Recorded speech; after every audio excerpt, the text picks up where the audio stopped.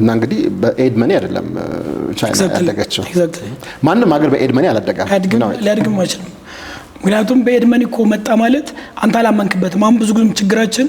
አንድ ነገር ይመጣል ኤድ መኒ ቀድሞ ያን ነገር ያደርገዋል ያ ማለት እኛ አላመንበትም ወይ ስለዚህ ካላመንበት የራሳችን ገንዘብ ካልወጣ ያ ነገር ሊሄድ አይችልም ምክንያቱም የውጭ ኢንፍሉዌንስ ነው የሚሆነው አሁን ኢትዮጵያ ውስጥ ያለው ትልቁ ችግር አንድ አስፈላጊ የተባለ ኢንዱስትሪም የሆነ እንቅስቃሴም የሆነ ይመጣል ያንን ነገር በእግሩ ለማስቆም መጀመሪያ ኤድ መኒ ይቀድማል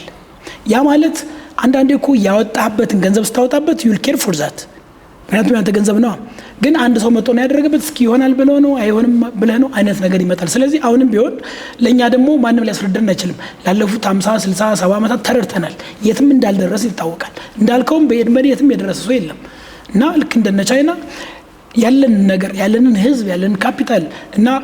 አሰራሩን ቢሮክራሲውን በደንብ አዘምነን በራሳችን ብቻ ነው ልንተማመን የምንችለው